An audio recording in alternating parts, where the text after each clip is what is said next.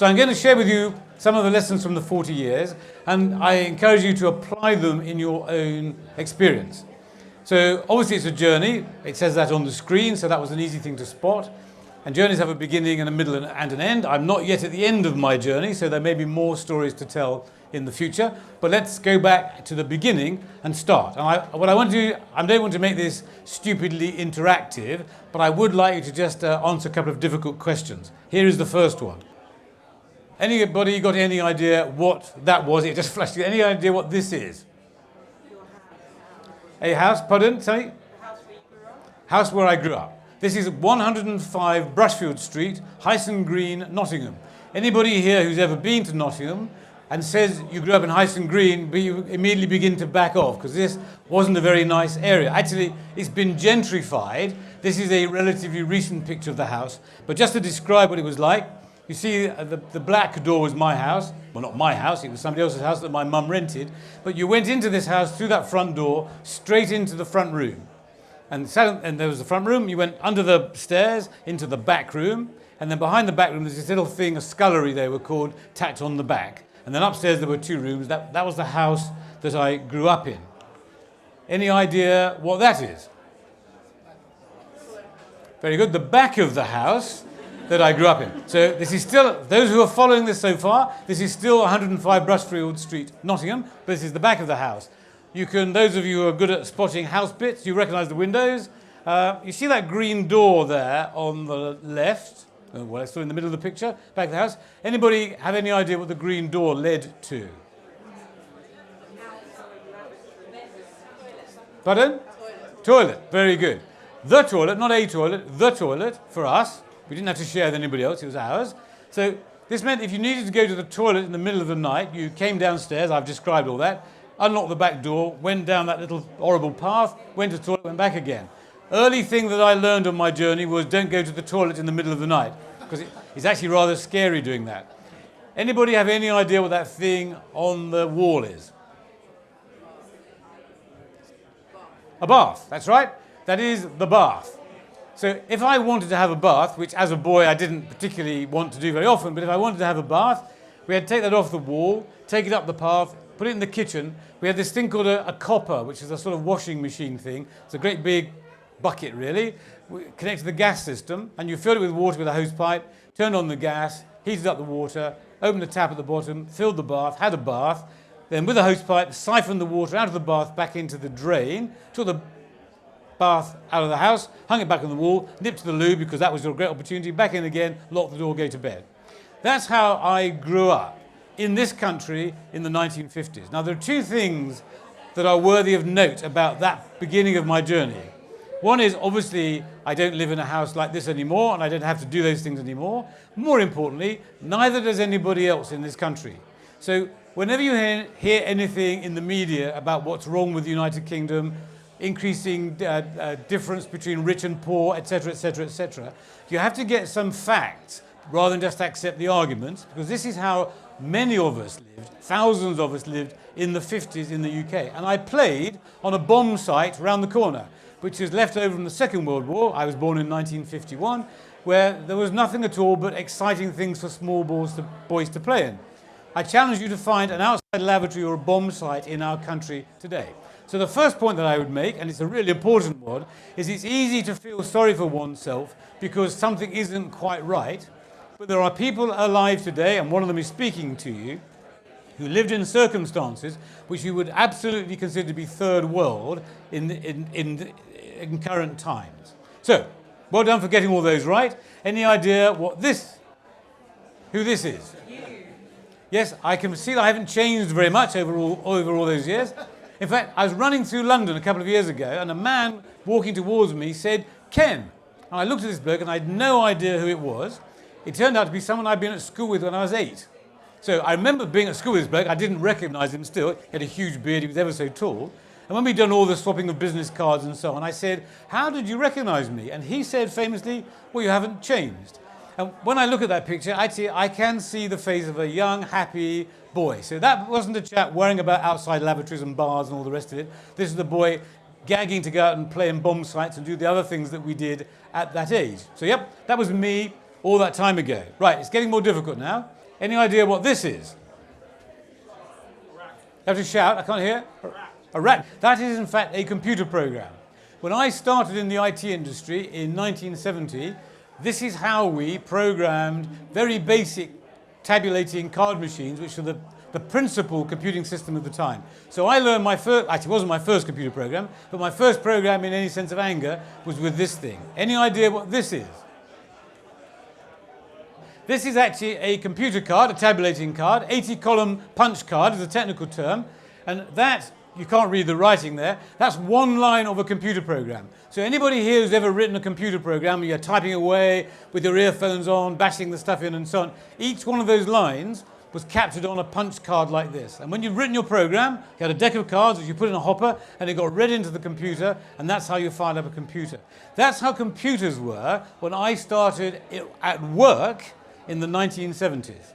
So by then I'd moved from outside toilets, but this is what life was like in the computer industry in my lifetime. I gave you a sneak preview, and it's been advertised earlier by Dennis, but anybody have any idea what this is? It's not my house. Anybody got any idea what this is? The library. The library. So this is the Olisa Library, Fitzwilliam College. I went to Cambridge, but you've all read my bio. That's another view of this amazing place. 3 or 4 years ago, when the library was endowed, this is Lord Sainsbury, the Chancellor of Cambridge. This is that same boy. Actually, he doesn't look very different. I have to concede that I showed you on the picture before. I thought that day I had achieved everything that I could ever imagine achieving in my life. So I've had a good career, I'm happily married, I've got some beautiful children, I've got some grandchildren, I've endowed a library, 300 years worth of legacy is there. I couldn't imagine anything better happening to my life. And I think you can see that from the smile on the non-photoshopped smile on my face. You can't see this, but there's some of the reflections there are my relatives and so on. So this in many senses captured for me, I thought, the absolute zenith of everything I would ever achieve in life. And then last year, this happened. Last year, just before Christmas, I got a letter from the Prime Minister's Appointments Secretary saying his job was to advise the Prime Minister on roles that were then appointed by Her Majesty the Queen. People like the Master of Trinity College, Cambridge, the Archbishop of Canterbury, and the Lord Lieutenants around the UK. Lord Lieutenants are Her Majesty's representatives in counties. So if you ever see the Queen at the Scottish Highland Games, for example, she was there a couple of weeks ago, then there's a guy with a uniform a bit like that, and he's wearing a kilt, but a bit like that, and he is her representative in Aberdeenshire. There are 100 Lord Lieutenants in the UK. Every time the royal family visits a county, the Lord Lieutenant or one of his deputies, or her deputies, are there to receive them and to look after them. They provide advice back to the palace about what's happening in their county, and it's an honour beyond imagination. It's not something you can apply for, you can't try to find your way into it. Somebody, as happened to me, taps you on the shoulder and says, would you like to do it? This was yes, as you can see from the slide there. So now every time the Queen comes to London, which is frequently, every time one of her members of her family comes to London, either I or one of my 90 deputies are there to welcome Her Majesty or the royal family. We also have a positive strategy, a proactive strategy, my strategy as her Lord Lieutenant, and it's for social inclusion. And my idea is if you did a Venn diagram of everybody in London, and then you do a slightly smaller circle of everybody who enjoys being in London, feels that they belong to London. It leaves a narrow margin of people who don't feel that London is for them and they feel excluded. And they're vandals, they're people who just sit at home on drugs, they're old people who don't get visited and get ignored, they're potential jihadi. My job, well, not my job, my strategy says I want to try to reduce the number of those people by reaching out to them, connecting to them, showing that there is a better life available to them. And as a Lord Lieutenant, tapped on the shoulder by Her Majesty the Queen, I was appointed in March. I've been doing it just over 100 days now. I have that particular responsibility to represent the monarch in Greater London, which is the biggest of all of the counties by a large margin, 8.5 million people. The next largest is the West Midlands at 2.5 million people. The smallest is probably Clackmannanshire at 60,000 people. The royal family very rarely go to Clackmannanshire. They're here all of the time in London. And I have this role until I'm 75. Which all you young people probably think isn't very long, but is in fact another nearly 12 years. So I get my hands on an opportunity to make a fundamental impact on social life, social inclusion in London, with the blessing of the Prime Minister and Her Majesty the Queen, which doesn't in any way diminish the Olisa Library in Fitzwilliam College, Cambridge. It makes the point that it's all part of a trajectory. And I started out in that little house in Nottingham, if you remembered. That's my favourite picture of the roll, rather than the one before. Thank you. Right, you all know what that is. That's an iPad, it's kind of obvious. So the iPad represents current leading edge technology discussed in the world. And you remember that wire plug board thing that I had all that time ago? So that's how I started, and now I can write code on an iPad. So that's how life has changed, how things have changed in my lifetime. So I make the point that over the years since I was growing up as that small boy in the 60s to today, most of those things, actually I would argue all of those things, were unimaginable. If I go outside to use the toilet now, it's because I've gone through the wrong door, as opposed to because it's the only choice. Sorry, right, now, anybody got any idea what this building is? Which you had several chances to see as I've farted around with the controls. HQ, no, but that's a good, I wish it were, good answer. It's an 18th century building. Anybody got any idea? It's a pretty obscure building, so that's all right. No? No? Anybody? Okay, this is the College of Arms. This is where people like the Windsor Herald live. Now, you've never heard of the Windsor Herald, I'm sure, but the Windsor Herald is somebody who worries about coats of arms in the United Kingdom. My first visit to the College of Arms, the Windsor Herald said, "Now, Ken, you come from Nottingham, don't you?" I said, "Yes." And he said, "And you were on the board of the Independent Parliamentary Standards Authority for 3 years, sorting out MPs' expenses, weren't you?" And I said, "Yes." And he said, "Come with me." And he took me to this vault, and he took out a book. And there was a book from when the College of Heralds went to Nottingham in something like 1227 and wrote down all the coats of arms of all of the gentlemen of the county. And at the back of this book, which is that old, 800 years old, were the receipts they submitted to claim their expenses back. So the College of Arms is the place where coats of arms are kept. This is the repository for all coats of arms. Now, that small boy I showed you some slides ago, one of the many things he wanted to do, be a spaceman or be a fireman, all that kind of stuff. Like all small boys, I suspect, I wanted a coat of arms. And I went to the College of Arms in my capacity as the master of a livery company and got myself a coat of arms. I don't have time to talk you through the art of coats of arms, but it's wonderful because you get to sit down and define all of your life in one picture. I'll just give you a clue.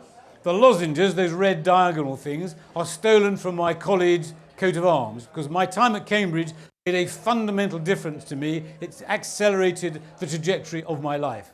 The 4 stars represent my wife, my 2 daughters and me, the Olisa family, from which everything else has stemmed. But I stole those from my livery company coat of arms because they've got stars all over that to connote electricity and data and so on. I won't go on, but you get the general point. The most important thing about a coat of arms, I think, is that once you've got a dramatic picture which you can use for the rest of your life, actually for the rest of time, because it's in the vault in that college, is you get to write a motto. And the motto, technically, is what your soldiers, your troops, would shout on the battlefield so they could identify each other. So you have to condense your view of yourself, what you stand for, your values, your aspirations, everything about you in a relatively small number of words in English, French, or Latin. Well, the trouble is if it's French or Latin, not many of my friends are going to be able to understand what it's talking about. That's rather pretentious, so mine is in English.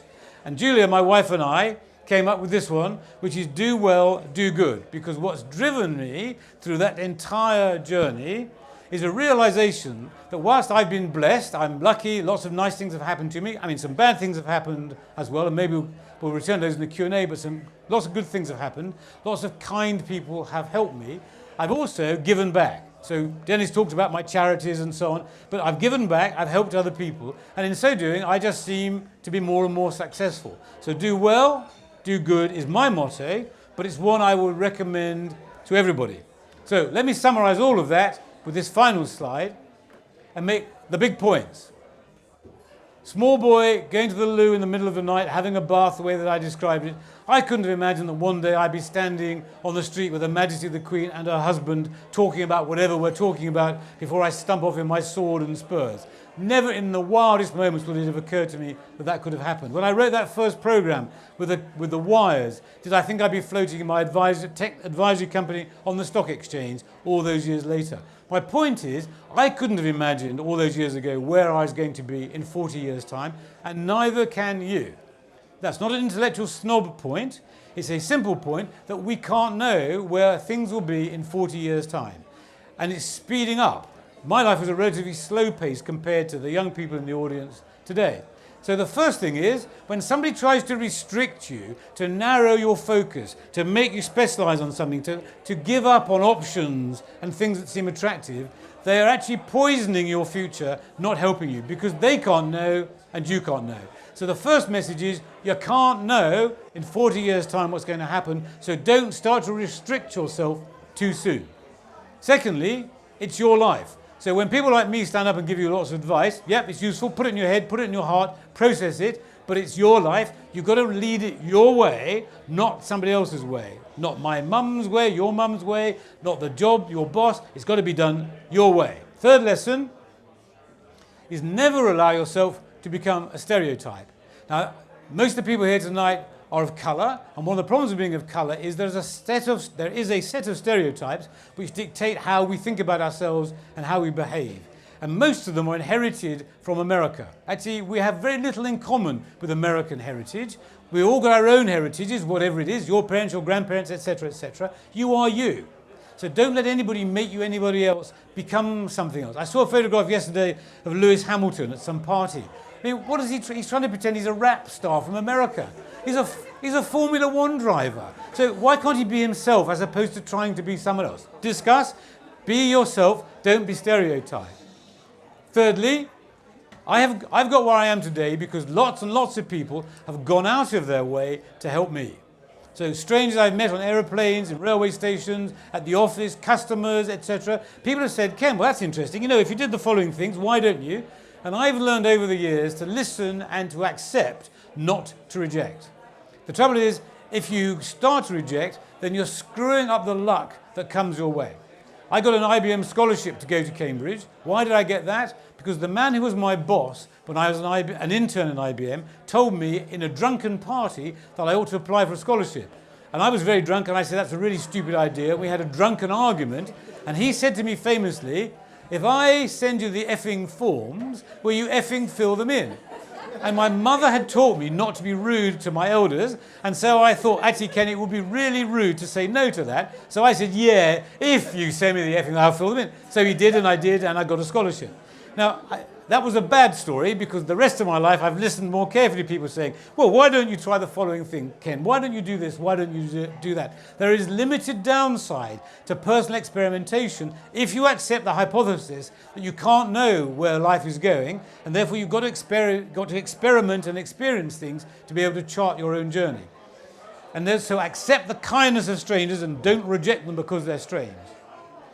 One of the hardest things to come to terms with is when life goes wrong, and I've been fired a couple of times actually more than a couple of times, several times in my life in various different circumstances. We might return to that in the Q&A, but at that moment, life is pretty bad.